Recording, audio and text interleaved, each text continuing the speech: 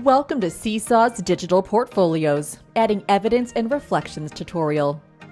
By the end of this tutorial, you'll be able to identify work samples to include in digital portfolios, capture hands-on student learning in a Seesaw digital portfolio, allow students to add evidence of learning and personal reflections to their digital portfolios.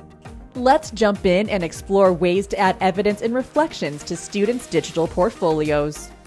Digital portfolios should include work that best highlights student growth, final results and summaries, proof of understanding of concepts, documentation of language acquisition, shared final projects. The possibilities are endless.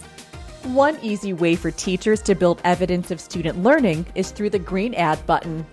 Using Seesaw's multimodal tools, teachers can collect and track hands-on learning by taking photos of work samples, adding videos that demonstrate understanding, linking final projects from outside sources, and more. For example, if a teacher wants to document reading fluency, they can snap a photo of text for students to read.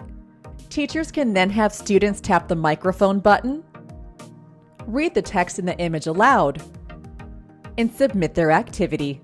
Upon review, the teacher can select the appropriate folder for this activity to reside in, simultaneously creating a record of student progress in building their digital portfolio. Students can also add evidence of learning using the green Add button. Students have access to the same multimodal tools as teachers and can just as easily add evidence of learning.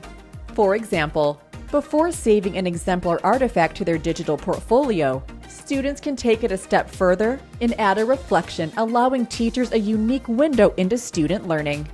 Using the microphone tool, students can record up to a 5-minute reflection on their learning. Once their reflection is complete, students can submit their evidence in reflection, add it to the appropriate folder, and save their learning by clicking the green check mark. That brings us to the end of the Adding Evidence and Reflections tutorial. If you have any questions, please watch this tutorial again or visit the Help Center for additional support.